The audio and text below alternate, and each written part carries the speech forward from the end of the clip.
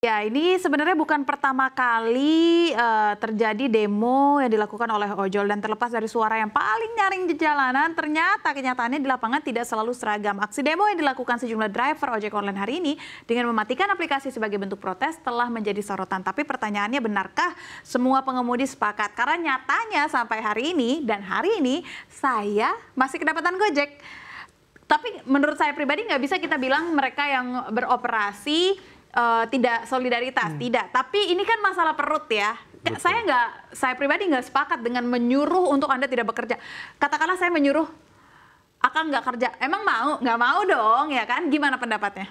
Iya, jadi kalau kita perhatikan seruan mogok hari ini adalah memang kalau kita di lapangan itu nggak semua para driver itu kompak gitu. Jadi kalau kita sekarang hari ini tadi pagi itu ada kita masih bisa pesan kan. Betul. Nah itu dari obrolan saya dengan beberapa teman-teman di driver itu, mereka ya tetap solid lah ya, dalam arti tetap mereka bekerja tapi mereka tidak pakai seragam, artinya mencoba menghargai teman-teman mereka yang turun ke jalan. Cuma mereka juga itu ada banyak juga yang mungkin tidak ada pilihan lagi untuk mereka bekerja, karena kalau seandainya nggak kerja hari ini ya mereka besok gimana makan gitu. Nah, dan menariknya data dari Litbang Kemenhub tahun 2019 itu kan dulu 54% masih sebagai pekerjaan sambilan ya. Yeah. Ternyata pas 3 tahun kemudian data terbaru jadi pekerjaan utama. Ya, pekerjaan utama, bahkan mungkin cuma 18% yang sifatnya sambilan, artinya 80% itu sebagai pekerjaan utama. Nah itu data yang menarik, dan ini justru data yang bisa dipertimbangkan oleh pemerintah, bahwa artinya pekerjaan driver online ini sekarang itu ya sebuah pekerjaan yang memang profesi baru yang perlu dipertimbangkan. Ya. Lagi tidak lagi berpikir bahwa ini sebuah suatu yang ibaratnya sambilan aja gitu, serius sih, peraturannya lebih clear gitu. Iya, tapi Mas Demis, kalau melihat ada asosiasi gitu ya, asosiasi yang minta dan menyerukan untuk mematikan aplikasi dalam 1 hari, ini sebenarnya bentuk solidaritas atau jadinya kayak tekanan gitu? Iya, pastinya tekanan lah. Pastinya tekanan, dan ya asosiasi pasti kan mewakili sebagian kepentingan. Dan ya uniknya ojol ini, transportasi online ini, pengusahanya cuma sedikit kan, nggak banyak kan, artinya sasarannya sedikit.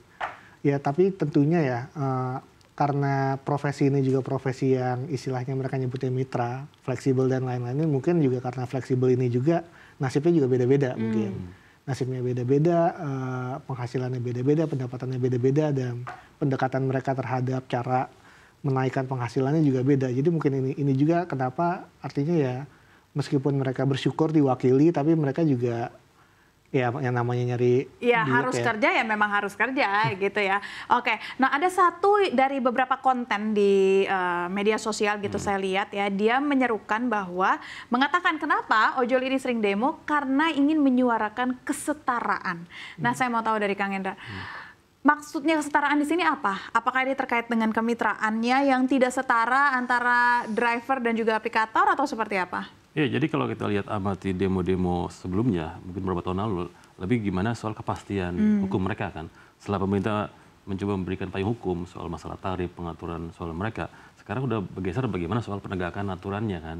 Nah, apalagi sekarang Pak Prabowo itu kan waktu kampanye pun sempat berjanji akan meningkatkan kesejahteraan para driver online ini kan. Nah itu justru memang sekarang inilah angin segar bagi para teman-teman driver online untuk menyuarakan lagi aspirasi mereka yang belum kesampaian. Dan sebenarnya kurang lebih temanya mirip-mirip. Sama, apa yang tarif, kesejahteraan, gitu aja sih sebenarnya.